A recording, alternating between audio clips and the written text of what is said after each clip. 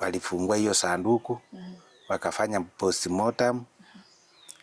Katika mwili wake tulipata kuna viungo wametoa. Kitu ya kwanza walikuwa wamempiga kichwa.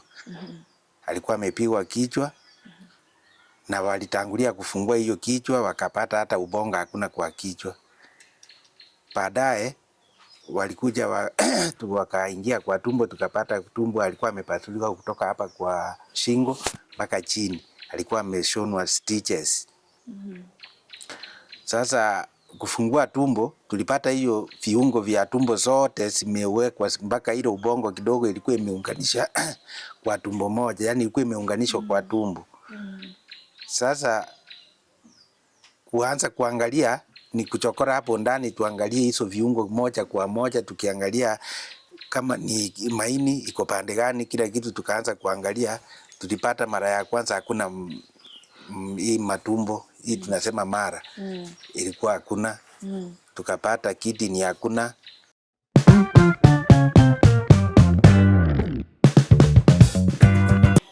Jina langu ni Frida Onduso ama Kwamboka Actress. Hapa ambapo niko katika kijiji cha Bunyaoro. Kijiji cha Bunyaoro kiko kwenye wodi ya Bomorenda, Bonchari constituency. And from this village, a young lady left this home and went all the way to Oman, a country in the Gulf regions, to look for a better life. Jina lake ni Gertrude Mogoi Makuori. Alitoka hapa nyumbani ili aweze kujitafutia riziki katika nchi za mbali. Shida ni moja, amerejea, lakini amerejea akiwa kimya. Hajarudi kama mtoto ambaye alienda kutafuta hela, hajarudi na usaidizi kwa wazazi wake ama kijiji ama familia yake, na kwa sababu hiyo kijiji kizima kimempoteza mwanamwali ambaye alikuwa amejitolea kujitafutia. Na sasa wakati jambo hili lilifika kwenye Frida's verdict, tuliamua tuje katika kijiji tujue haswa ni nini ilitokea. Kwa nini Gertrude Mogoi Makuori alitoka Bonchari constituency akaenda Oman akiwa mzima, akapitia vipimo vyote ambavyo vinahitajika kufanywa na akapatikana kuwa buheri wa afya, lakini amerudi Kenya bila kidney, amerudi akiwa amepigwa, na zaidi ya yote amerudi kimya. Hawezi hata kutueleza ni nini kilimkuta. Today on Frida's verdict ni mwata bageni gaiga na notore gasobo Gertrude Mogoi mamkora tutevi na kiukuruko. Asama liete nkuruku Lydia Kemuntu mugaka nchochi murara ano ka Gertrude no mwana one tatu mwabo Gertrude gasirete agatiga Gertrude barabake ninje narenda babo Gertrude mpaka buna baikire bakinire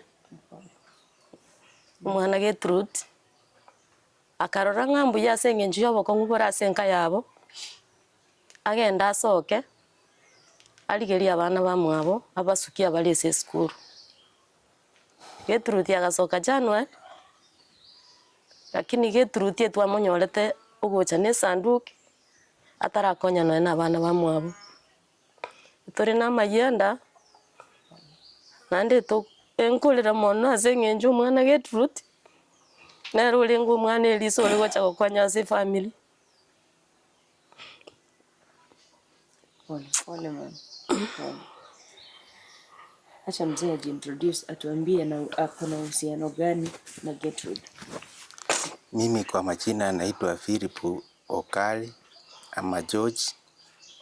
Natoka sehemu ya Bunyaoro sub-location, Bomorenda location, Bomorenda ward katika Bonchari constituency. Mimi ni ndugu ya baba ya Gertrude ambaye ndio mimi last born. Baba yake ndio nilikuwa mkubwa wangu na mfuata. Pia alifariki katika ajali, majambazi walimuua akiwa Nairobi kikazi 2019.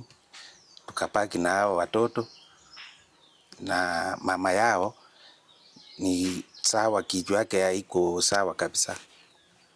Watoto waliachwa wakiwa umri mgani wakati baba yao alikufa? Waliachwa wakiwa mkubwa alikuwa miaka ngapi na mdogo alikuwa umri gani? Wote walikuwa secondary. Mkubwa alikuwa secondary wakati huo. Na hawa wadogo walikuwa primary. Lakini sasa tumeng'ang'ana na wao hivyo.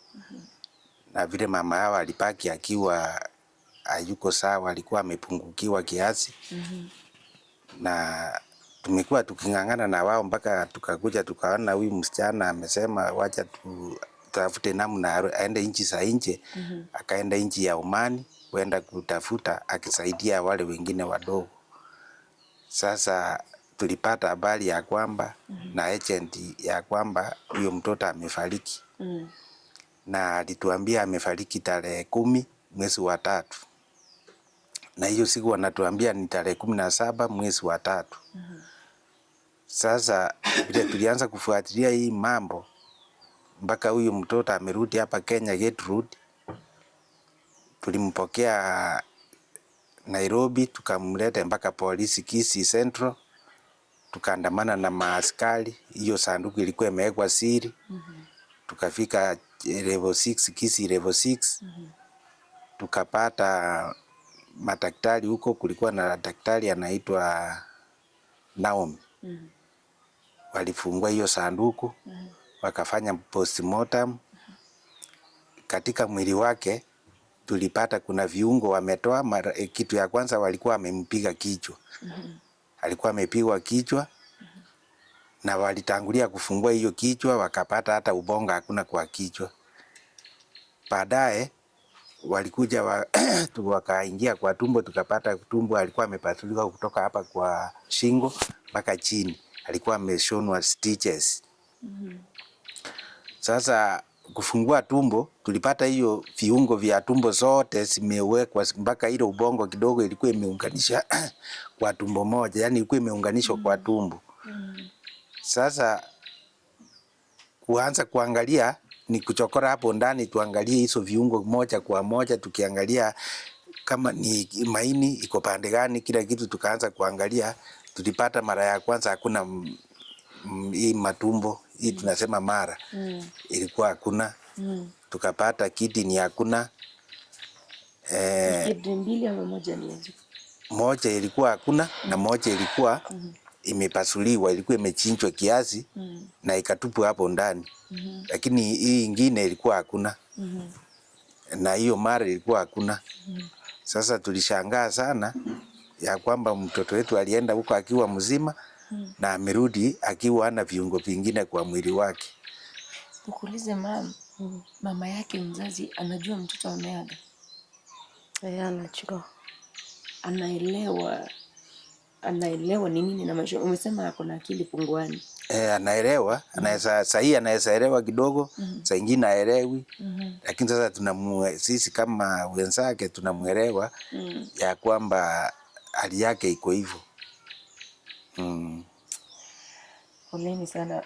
Umesema kwa hivyo ni kama wewe ndio ulikuwa mama yake.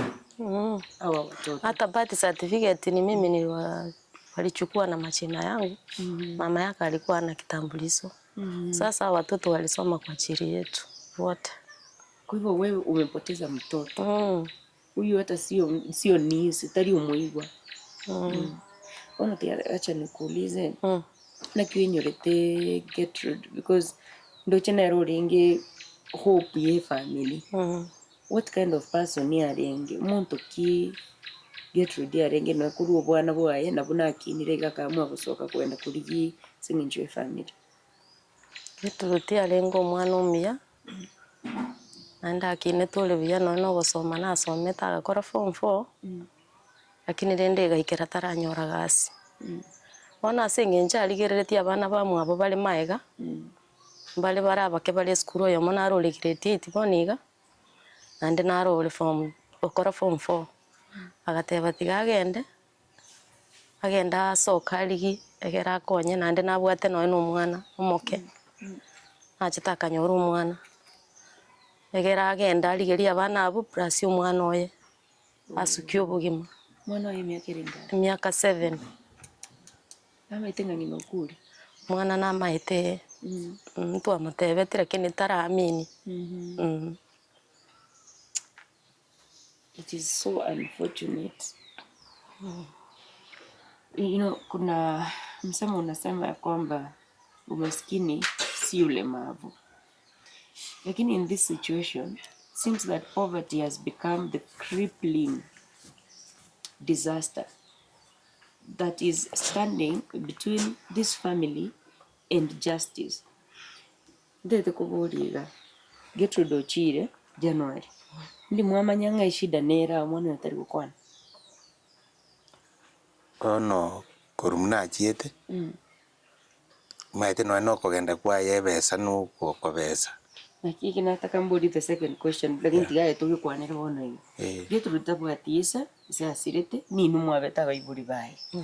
N'abana babandi mbaro na kimwa kwarete muka balance because ni mete process yo kwenda is expensive. Na ki process ya ringi mpaka muka raise funds mukateba bono ngatuchibeka se Gertrude agene akonyasa. Ubuli mu bwatatu mwabo twakondisiti emyaka 10 igere tonyore kibesa achire. Bono ekibono tutareirani kegera ta igeti gotwa besa.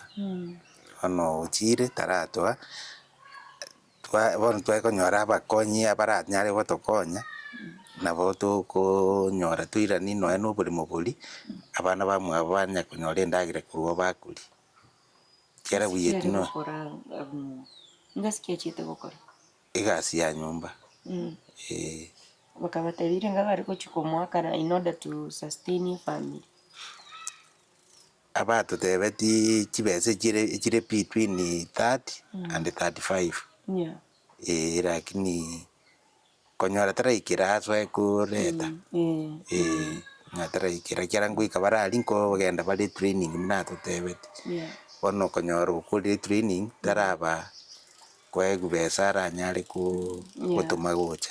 Agency ki ya mwirite Saudi ya Oman. Kurukenya umuntu yagutuka akurukuchoni yagutuka Mombasa. Wani namba yaye ntonyi bwate na igitaga aritari kubwate simu. Na gali agency yaye nerororo asali ngum asali kokora airetu. Yeah. Ali asali ngo ni namba yororo ntubwate. Abantu abakuru mwanyorete mwarisibiri umubiri mwatebiwa bari nko mwana osirire tigatuchake noyo agency obatebiri Gertrude Osire. After that assistance kia baete rinde ko coordinate amana yo mubiri and everything kene nke yaruyete atawaisi ali kuri miezi minatumwakira boni ganyerore akura akira igumuntu cyuko okanyora noyo kumukwande egento kegocherere ekyo ago put off ntangwe nambe itunya ten bone ndio tunafanya tunakuja kuongea maneno kama haya kwa sababu ukikuja you sell hope to a family and then when there's a tragedy you walk away kwa sababu you got profits out of the transaction. It is so unfair. Do you know what land means in an African context? Do you know what land can do in Gusii region where the population is much higher than the land we have? And for someone to commit their land for 10 years, give you that money and hope that their child is going to go out there and maybe they are going to salvage that land back. It is so unfortunate that this agency in Mombasa is refusing to offer any help to this family. And here on Frida's Verdict, we are going to try and make this call. Tusikie ni sababu gani inamfanya abandon hii familia in their time of need. Hao watoto vile wamebaki, wamebaki aje sasa na Gertrude ndiye alikuwa aende kukuja walipie school fees na hizo vitu zingine zote. Wamebaki watoto wangapi wanahitaji usaidizi na wanahitaji usaidizi aina gani? Ni watoto wawili wao na wake. Sasa wao wenye sasa ametoka shule ni mwenye amemaliza form 4 last year. Sasa mwingine ako grade 9 na wake ako grade 3. Sasa hakuna njia yoyote tutaweza fanya au watoto wasome. Kwa sababu tuko na shida, atufanye chochote. Sasa hatuna njia yoyote tutaweza msaidia watoto wake, mtoto wake asome ama hao wao wamalize shule. Mtoto wake ni mvulana ama ni msichana? Ni kijana. Na kwa grade 3. Kwa hivyo hata haelewi mambo ya kukufa ni nini. Hajui chochote. Akijamini, poleni sana. Ule alimtoa hapa Kenya.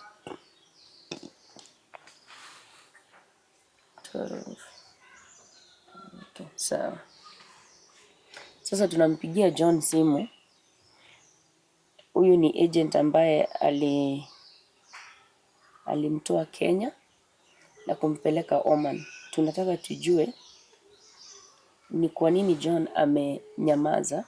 He has given the family a cold shoulder.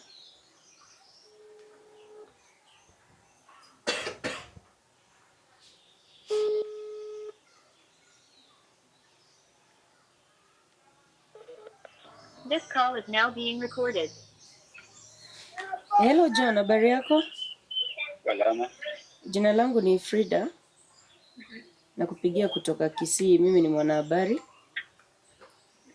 Niko hapa katika familia ya Gertrude. Pardon? Niko kwa familia ya Gertrude. I don't know if you know Gertrude. Unamjua Gertrude Mogoi? Nieleza tu naweza kumbuka. Huwezi mkumbuka Gertrude ambaye ulimfacilitate kupeleka Oman alafu akakufia huko akaletwa kwa familia hapa Kisii? You don't remember? I remember.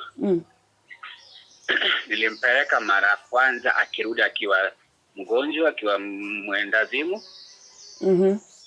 Hiyo second time I hope mwenyewe alijifanyia facilitation na board already alikuwa uko na board. So waliongea mwenyewe akajipeleka.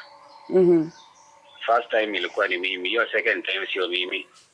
Ulijuaje amefariki ukafahamisha familia yake? Familia yake inatuambia ya kwamba ni wewe uli reach out ukawaambia ya kwamba Gertrude alikufa tarehe 10. Mimi How did you get the information? Mtoto wake angekufa, ni yeye wao walinipigia simu wakaniuliza. Okay. Wakiwa diaspora. Yeah. Wakati mnapeleka watu hizo nchi za mbali, especially when you connect them to these families, ndio waenda kufanya kazi kama house helps or whichever menial jobs wanafanya in those countries, how do you provide kind of a technical support after already wamekuwa assimilated into these workplaces, ama you only act as an interface for traveling the first time and that's it? No, mtu akiwa na issue anakwambia you sort it out. Yeah, ndio maana hata nakwambia wakati wa mtana mara ya kwanza nilimpelekanga akiwa mgonjwa, ni mimi nilifacilitate akarudi nyumbani. Akaelewa na kazini yake airport. From that time nikakuja nikakatanga hiyo. Hiyo mimi na yeye. Ukakata ties with her? Yeah. What was the motivation for that? Pardon? What was the motivation for you cutting ties with her after the first time and she was going to the same employer that you sent her to? No, sasa the moment amerudi Kenya, alirudi akiwa mwendazimu. She was not in good condition. Mama yake akaniambia, huyu msichana hafai kwenda nje, yuko hivi na hivi na hivi. Yeah. Now, is it true that alirudi to the same employer that you had initially taken her to? No, hapo sasa unajua hizi kazi zinakuanga hivi. Unaweza peleka mtu mahali, anapata mtu huko. So the moment mtu anaweza rudi huku, ni kama tu sasa wewe umeitwa kazi Mombasa. Unakuja unafanya, mtu anakuambia tunataka mtu, unasema fulani wako huko hapa wako natakana mtu. Mtu anaweza enda job hata bila agent ama hata bila mtu mwingine kujua. So in the event of a fatality like this one, in the event someone has died, best case scenario, worst case scenario, you had facilitated their arrival in these Gulf countries. In the event there's a fatality, do you guys as agents and agencies have a contingency plan? How do you support families during that time? How do you communicate? Do you have a system through which you handle such issues? Yeah. How would that look like? So long as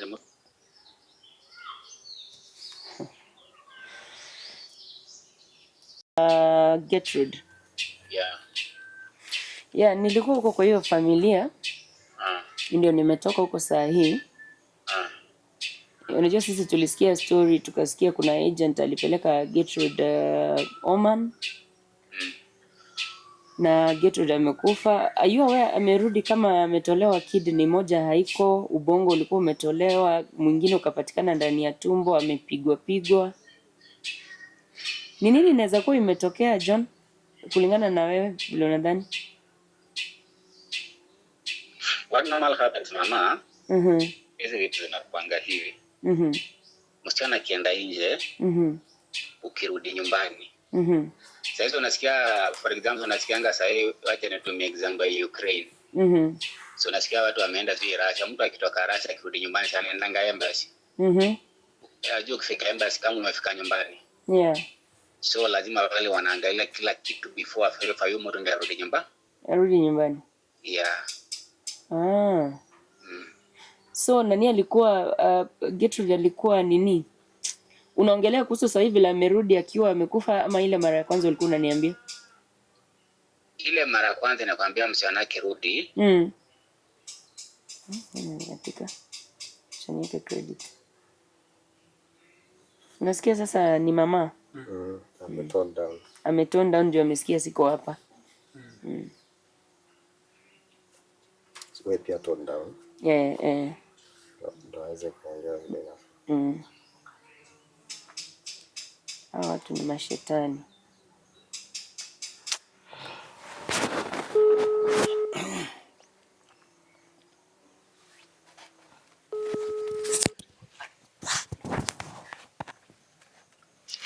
Pole yake credo ilinishia. Unajua vile nilikuwa naenda kutafuta hiyo home yao, nilikuwa napiga masimu. Sasa nikapata nimemaliza credo but nimebuy. Yeah, ulikuwa unaniambia hiyo mara kwanza ndio alipitia embassy.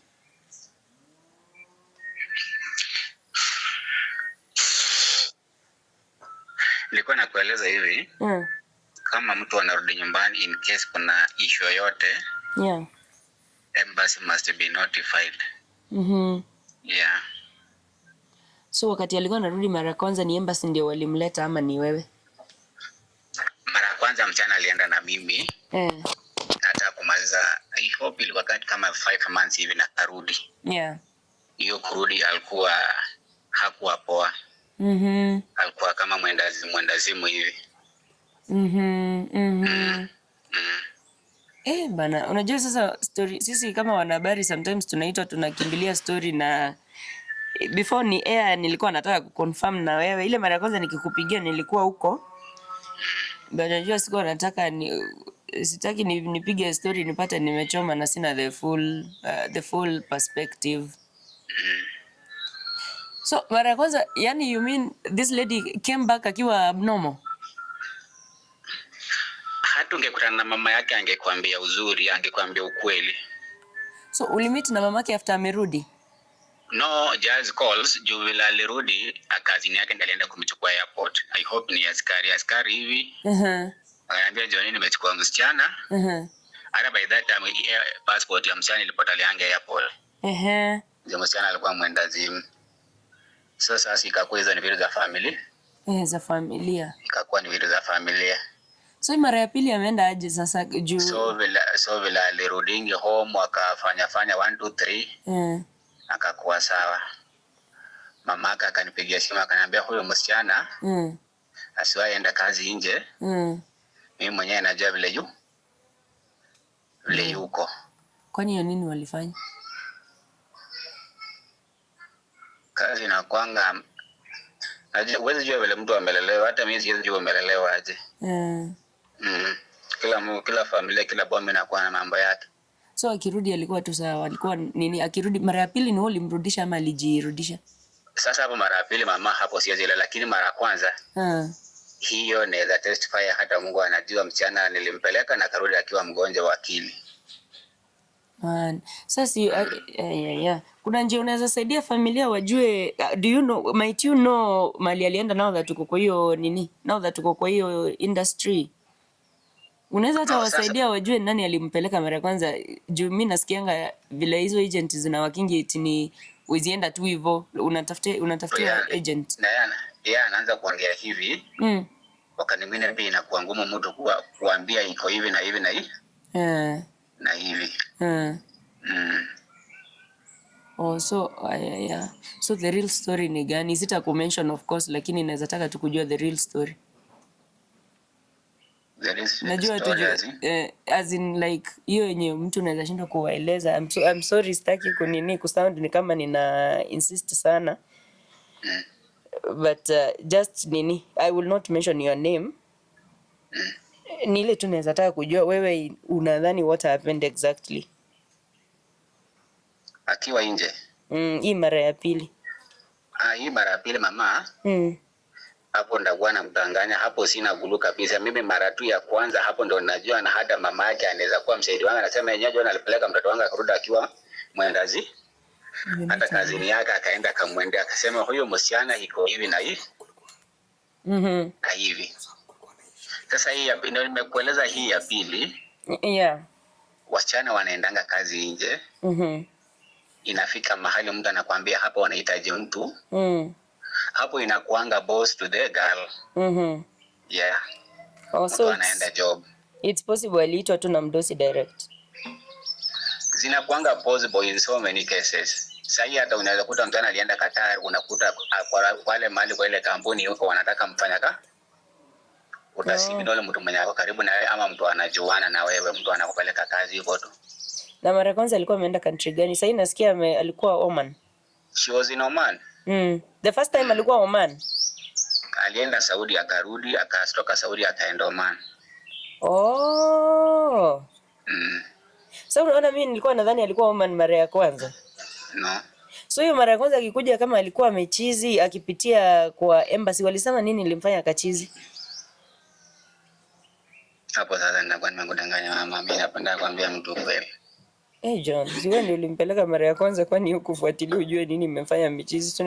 Unaweza pata alininiwa huko. No, from the mom. Mimi nikisikia akisema alisema mtoto wake ugonjwa wake si kupeleka hospitali. That is what she told me here, and I said before God. Mama, nina familia ni ngumu bana. Hiyo maana alisema mtoto wangu sio mtu wa kupeleka hospitali. Pia hata nikipewa hata Biblia ama niambiwe ruka hii useme. Hiyo ni kwa 100% naweza ruka. Unajua mamake pia kuna history ya mental illness.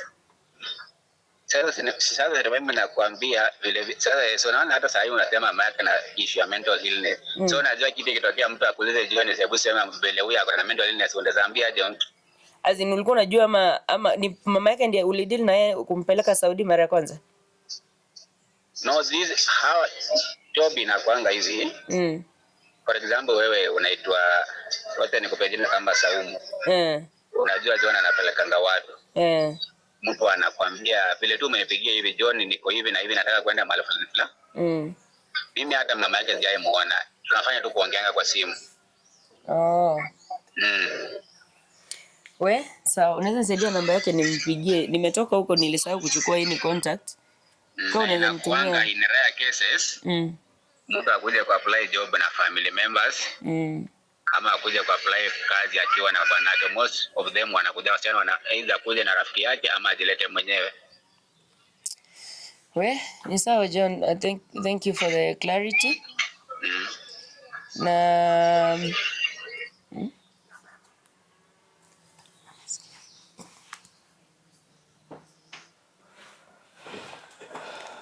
anasema ya kwamba yeye yuko responsible for the second trip. How true is that? Hapana, yeye anajua ndio alimpeleka. Yeye ndiye amempeleka, hakuna mwingine. Kwa sababu hata hii kitu, hiyo namba ilitoka Omani. Hii namba ni ya agent wa Omani. Kwa hivyo ndio pia wana communicate na huyu. So wakati Gertrude alitoka hapa, ni kweli alirudi mara ya pili? Alienda akarudi ndio tena akarudi?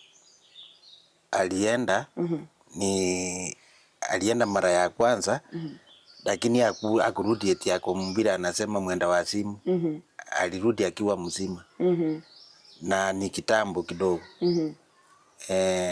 Hii ya pili amempeleka pia alimpeleka. Mtu akipelekwa nchi za nje lazima anapimwa Kenya.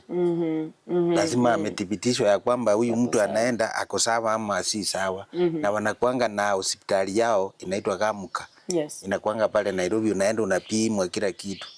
Kwa hivyo hiyo hospitali ingemruhusu aende kama alikuwa mwenda wazimu. Yeah. Na ni the same agent ndiye alimrudisha. Huyo tu. Sasa sahii anatuambia ati nyinyi ama Gertrude mwenyewe ndiye alipanga akaenda. Yeye hajui maneno ya vile Gertrude alienda, lakini hiyo maneno ya amepata agent wa Oman. Umepata agent wa Oman? Ya Oman nimepata. Nitumie hiyo namba nimpigie. Acha hii ni WhatsApp ama ni wapi? Hii hata ni save tu plus 968. Acha niweke bila kuwa nini. Acha tuwapigie tuhakikishe sababu plus 968. Yeah.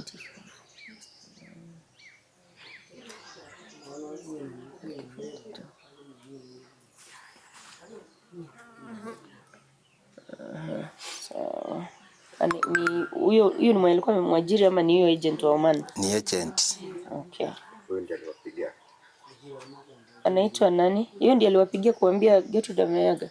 Huyu ni huyu agent alikuwa wa huko. Na ndiye alipiga hiyo namba. Haya, tujaribu kumpigia. Mumezungumza na huyu kwa simu? Tulikizungumza na yeye mpaka vile hiyo namba haingii. Unaona? Okay, kutoka mwanzo walikuwa wanafanya hivyo tu. Ni ngumu sana. Wamekuwa wakifanya. Hawezi akijua hata ukipiga ni kama anajuanga ni nani. Anajua inatoka mahali fulani ashiki. Baada ya kumpigia hivyo mara mbili amenitumia 2 question marks. Huyu ni mtu ambaye ana expect simu kutoka Kenya na intentionally they don't want to make themselves available for any kind of inquiries. Sasa mimi swali langu is very simple. Wakati watu wanaenda nchi za ughaibuni kujitafutia riziki, communication ina flow vizuri sana. Wakati walikuwa wanachukua hela, kuna wakati walikuwa wanawazimia simu. Na sasa saa hii tunapiga simu haichukuliwi, ama ikichukuliwa ni watu kusema alisema, hakusema, na kukataa to take responsibility for the transaction that happened between this family and the agency. Sasa ninataka niwaulize maswali even as we come to the end of this discussion. Yeah. Mkaambiwa Gertrude ameenda missing. Si ndio? Gertrude akaenda missing in short, amko mnampata kwa simu ama is that correct? Yeah. Haya, ameenda. Nani wa kwanza alijua kuna shida? Kuna anko yake ambaye ni mzaliwa na mamake. Ndio alipata wa kwanza information, ndiye akatuambia ya kwamba ameambiwa Gertrude amefariki. Kwa hivyo tufuatilie hiyo maneno.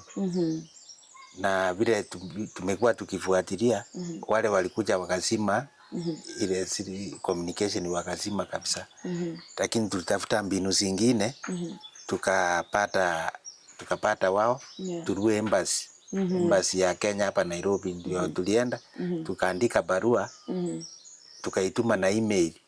Ndio sasa wale watu embassy ya huko ikarudisha, ikasema wache mtafute. Na huyo anko yake alijuaje? Aliambiwa na nani that Gertrude amefariki? Aliambiwa na agent ya huko. Agent wa Oman. Ndiye alimwambia na akasima hiyo simu hivyo. Sasa kumpata ikakuwa ngumu mpaka tumepitia kwa agent, hata barua tuko nazo. Agent yani tukapitia embassy.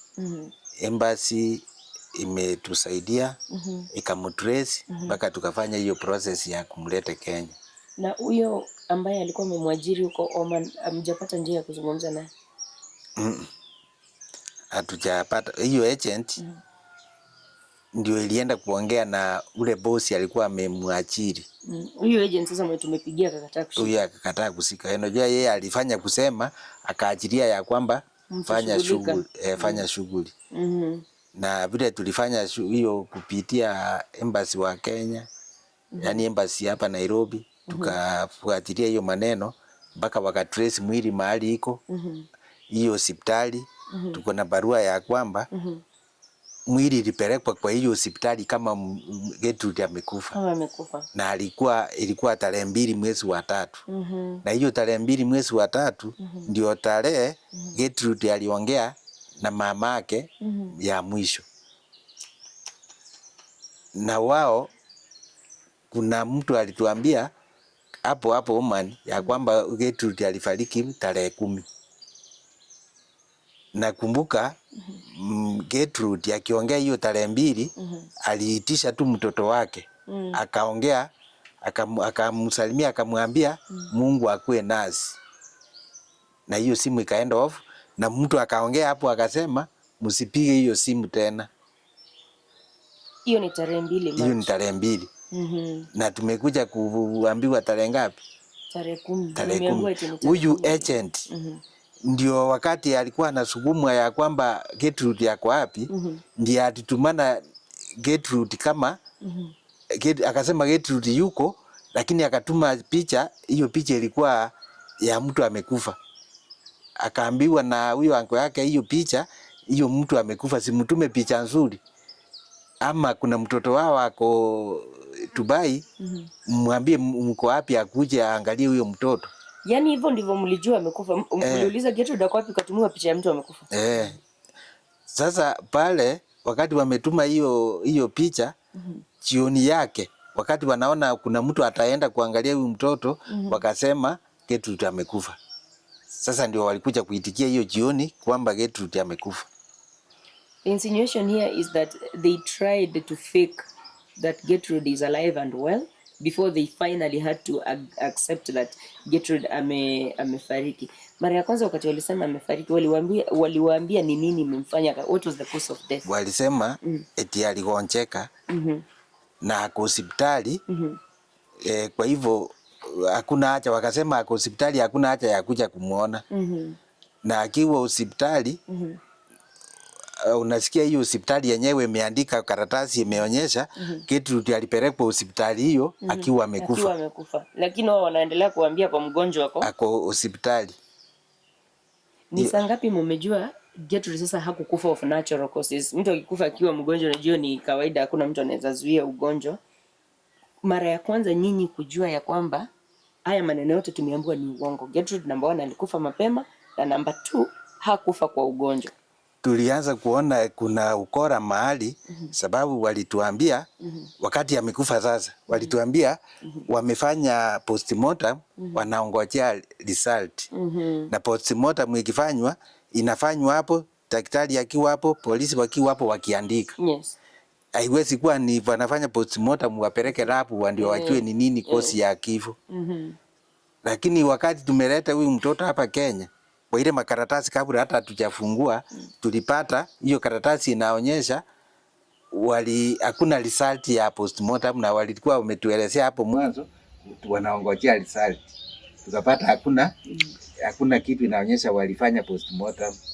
Ndio tukafikiria sasa, wacha kama wazazi tuchukue jukumu, tuende polisi kabla ya kugusa ile sanduku, tuone polisi, tuende na wao na daktari wawe ndio watafungua waone ni nini kwa hapo ndani. Sasa ndio tukajua hizo viungo amepiwa, hizo viungo kwa mwili hakuna. Sasa kuanzia hapo tukashangaa sana, tukasikia uchungu mwingi. By the way, ni uchungu. Ni uchungu wakati mnaona mtoto ameenda, mnatarajia mazuri, angalau tukue na maisha ya kiasi, mnapata tena ni kilio. Hiyo hospitali in Oman, my theory is that someone has refused to say the truth. Kwa sababu if indeed there was a postmortem, why are there no results? And if there was no postmortem, why would a hospital package a body that is clearly torn, a body that is sutured? Ikiwa hawakufanya postmortem, ilikuwaje Gertrude akafika Kenya akiwa ameraruliwa hapa? Simesema hivyo, ameraruliwa kutoka hapa kwa shingo mpaka chini. Ikakuaje, let me just fix it for you. Ikakuaje Gertrude akafika hapa akiwa ameraruliwa kutoka hapa hadi chini? Ikakuaje Gertrude akafika hapa akiwa ana miss a kidney and parts of her body including intestines? So somebody is not saying the truth somewhere. Tanishikia tu hivi. Kuna mtu ambaye hasemi ukweli. Mama, acha nikuulize. Mimi nasema hiyo mambo ni uongo. Sababu Gertrude alipoenda hakurudi akiwa mgonjwa, hakurudi akiwa mwenda wazimu. Na kama huyo John alijua ni mwenda wazimu, angestahili kwenda kuuliza mama yake kama atampeleka mara ya pili, ilhali anajua huyu ni mwenda wazimu, angepeleka mwenda wazimu pale. Na wakati mtu anapelekwa nje, hawezi pelekwa mtu akiwa mwenda wazimu juu anapimagwa. Unless John atuambie ya kwamba hiyo hospitali ya kupima haijui kupima. Na kama haijui kupima, kwa nini anapeleka watu kama Gertrude huko wapimwe na mwenda wazimu, na ilhali anajua hiyo haipimi vizuri. Kwa hivyo mimi kusema mara ya kwanza wakati Gertrude alirudi, kwa nini alirudi Kenya mara ya kwanza wakati alipelekwa mara ya kwanza? Mara ya kwanza walienda wakiwa na msichana mwingine wetu wa hii familia. Walipeleka pia, walikaa hiyo miezi 2, tukasikia ile nini wanapitia huko vita ile inapitia huko mahali wanafanya kazi sio nzuri. Tukasema wacha warudi Kenya. Wamerudi Kenya wakiwa wazima. Na huyo John amepanga tena akamrudisha huko. Kwa hivyo Gertrude hata sio yeye peke yake alirudi, walirudi wakiwa wawili. Walirudi wakiwa wawili. Na hakuna mtu alikuwa wazimu. Hakuna mtu alikuwa wazimu. Kwa hivyo kama Gertrude angekuwa ni mwenda wazimu, na ilhali akienda huko ni lazima mtu apimwe. Kwa hivyo angepimwa apatikana ni mwenda wazimu, angerudi huko. Hii mara ya pili wakati Gertrude amerudi, alitumia agent gani kurudi mara ya pili? Alitumia huyo anaitwa John. Huyo John ndiye alitumia, na huyo John ndiye anajua hiyo story ya huyo msichana mpaka vile amekufa. John anajua. Ndio. Sasa it really begs the question, what is the role of agencies? Why do you need an agent to go to another country if they can't give you post care? If you need a surgery today, you're going to need a doctor to look at you after that surgery. Now, can you imagine leaving your country into a strange foreign land, different language, different currencies, and for an agent to sit here and say, I am going to sit this one out. I don't know what happened after they got to Oman. Mama, acha nikuulize. Haya maneno ni magumu. Na ninaelewa ni maneno yako na uchungu sana. Lakini ukweli ni kwamba Gertrude ameenda. Na hatuwezi kumrudisha. Ni nini unaona ni usaidizi gani unaweza hitaji kutoka huko nje kwa mtu yeyote ambaye ataangalia hii hadithi na aguzwe nayo? Mimi nasema naonelea usaidizi yenye itaweza patikana kwa hii boma vile mnaiona. Gertrude ameacha watoto wao nyuma wawili wenye hawajamaliza shule na wake ako mbali sana. Sasa ningeomba kama kuna usaidizi itaweza patikana au watoto wasaidike, aswa kama wa Gertrude ni mdogo sana, apate usaidizi ndio asome. Hiyo ndio ningeonelea usaidizi ipatikane, kwa sababu hatuna uwezo yoyote tutaweza saidia watoto wasome wamalize, kama huyu mdogo mwenye akona 7 years. Na shamba mlipeana for how many years? 10 years. Serikali ikisikia history yote ya Gertrude, uko na watoto wengine wako huko nje, sivyo? Unaweza ambia nini serikali ya Kenya na watu wote ambao wako kwa serikali ambao wataangalia hadithi? Chenye nitaweza sema, kama kuna mtoto mwingine wa kina Gertrude ako nje, hiyo nje yenye Gertrude ametoka, lakini Gertrude alikuwa Oman na kuna huyu wako Dubai. Sasa ni hata tukilala tulali tukiwa na amani. Tunalala tukiwa tunafikiria watoto wengine wako nje wako safe aje. Kwa sababu hata watoto si wetu peke yao, na kuna watoto wengi, na ninasikia vita yani vituko inafanyika kwa watu wengi. Ni watu wengi wanalia kuhusu hizi nje za watoto wetu wanaenda kusaidika. Tunatoa watoto wetu waende wasaidie boma zao, lakini wengi wanakuja, wengine wanakuja wakifika Kenya, wengi wanakufa ama wengine wanakufia kutoka huko. Sasa wazazi wengi wanaumia sana. Tunaomba serikali kama itaangalia hii watoto wetu wako hizo nje za hapo, tuone ni njia gani wataweza saidia watoto wetu wapate kukaa vizuri, kwa sababu hatuna amani. Tukilala tunalala na uchungu, kwa sababu kama huyu amekufa, kuangalia mwili yake ametolewa viungo yote. Sasa hata tukilala tunafikiria nao wengine wako hapo, wako aje. Tuko na uchungu na kilio sana. Pole. Asante. Kama mtoto wa Gertrude ni mdogo, hata hatujui tutaanzia wapi na tumalizie wapi. Nashukuru. Asante. Imagine even in this situation they are still thinking about other parents. Wazazi wengine ambao wako na watoto, almost 500,000 children wako kwa nje. Kwa hivyo 500,000 families in this country directly rely on the labor of Kenyan youths that are going to outside countries. If you cannot listen to the voice of one family with a poor background here in Bonchari, if you cannot hear the voice of a child that is just 7 years old at grade 3, he has lost his mother, he doesn't have a sane grandmother, biological grandmother. If that does not count, at least the voices of over 500,000 people should count for something. It should count for something.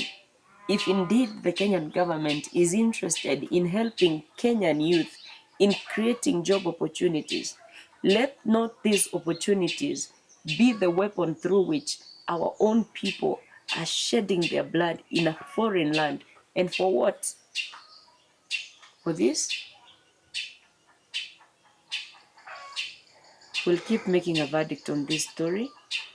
It is happening here in Kisii County, Bonchari constituency, Unyaoro village.